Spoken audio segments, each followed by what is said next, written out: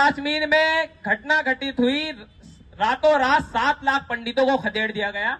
तो मेरे गुरु तुल्य कवि अमित शर्मा जी ने वो रचना करी, वो मैं आप सभी के समझ रखता हूं कि 7 लाख कश्मीरी पंडित कश्मीर से भगा दिए, कि 7 लाख कश्मीरी पंडित कश्मीर से भगा दिए, तिलक लगाने वालों के भी होश ठिकाने लगा दिए, मां को काटा बहन को लूटा वो चुपचाप खड़े रहे, गाड़ी बंगले वाले भी राहत शिविरों में पड़े रहे। अरे पंडितों, मैं ललकारता हूं उन कश्मीर के पंडितों को, कश्मीर की घाटी छोड़कर क्यों भागे, कि अरे पंडितों सागर से बहती पतवार उठा लेते और 7 लाख में से केवल 100 ही हथियार उठा लेते और दुश्मन की छाती से जाकर सीधे ही तन जाते तुम, और केवल कुछ दिन की खातिर ही परशुराम बन जाते तुम, तो पाक का झंडा ना होता इस हिंदुस्तान की माटी में, हर हर महादेव के नारे लगते कश्मीरी घाटी में।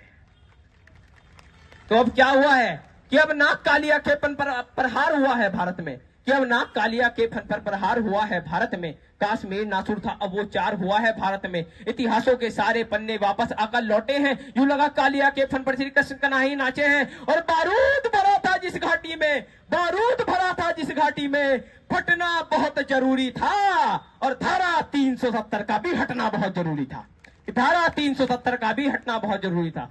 कि अब क्या चाहा है, कि अब यही चाहा है कि सौगंध उठाई मोदी ने पूरी कर डाली, मोदी ने कि सौगंध उठाई मोदी ने पूरी कर डाली, मोदी ने रावण की लंका में घुसकर आग लगाई मोदी ने, और देशद्रोह की छाती पर अंगद का पांव जरूरी था, और संविधान के पृष्ठों पे इतना बदलाव जरूरी था। कि अब यही चाहा है रहे तिरंगा हाथों में, इनकलाब की बोली हो, जो भारत मुर्दाबाद कहे, उसके सीने में गोली हो, उसके सीने में गोली हो। तो आपने उत्तर प्रदेश की स्थिति को देखा जो पूर्व में थी, और योगी बाबा जब आए तो क्या हुआ। मैंने एक रचना करी, आप सभी के समझ रखता हूं, 2 मिनट में समापन करता हूं।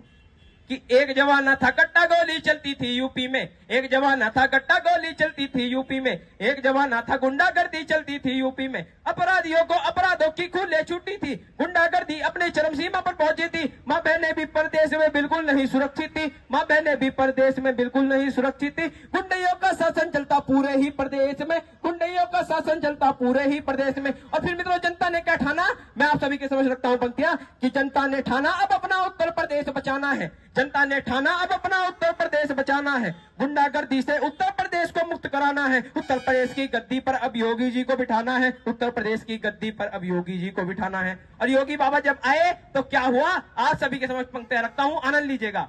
कि योगी बाबा जब से आए हैं शासन में, योगी बाबा जब से आए हैं शासन में, गुंडइयों का जड़ सफाया कर दिया है प्रशासन ने, गुंडइयों का जड़ सफाया कर दिया है प्रशासन ने, गैर कानूनी सारे ही धंधे बिल्कुल मंदे हैं, गैर कानूनी सारे ही धंधे बिल्कुल मंदे हैं, और योगी बाबा के शासन में चलते नहीं हथकंडे हैं, योगी बाबा के शासन में चलते नहीं हथकंडे हैं। और जो कोई असामाजिक तत्व समाज को हानि पहुंचाएगा, अरे योगी बाबा का बुलडोजर फिर उस पर चल जाएगा, योगी बाबा का बुलडोजर फिर उस पर चल जाएगा। और योगी बाबा से एक अपील करता हूं अंत में मैं इस मंच के माध्यम से, अगर उन तक बात पहुंचे, कि योगी बाबा जी बस अब इतनी सी कृपा कर दो, कि योगी बाबा जी बस अब इतनी सी कृपा कर दो, मथुरा और काशी को भी अब बाबा जी भगवा कर दो, मथुरा और काशी को भी अब बाबा जी भगवा कर दो।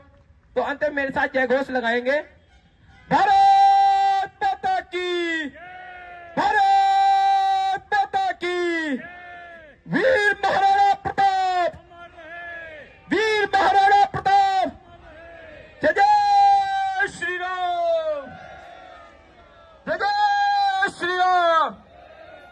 बहुत बहुत धन्यवाद। धन्यवाद वर्मा जी। वर्मा जी के लिए एक बार जोरदार तालियां, और मैं श्री चौहान जी से निवेदन करूंगा कि वर्मा जी को फटका पैदा करके उनका एक बार फिर से स्वागत करेंगे। एक बार जोरदार तालियां वर्मा जी के लिए। कवि भी एक ऐसा है जो बहुत सरल शब्दों में बहुत बड़ी बात को आप तक पहुंचा सकता है। तो वर्मा जी, आपका बहुत बहुत धन्यवाद। हमारे बीच भारतीय जनता पार्टी के बहुत ही वरिष्ठ नेता श्री विशाल गुप्ता जी पहुंचे हैं। आप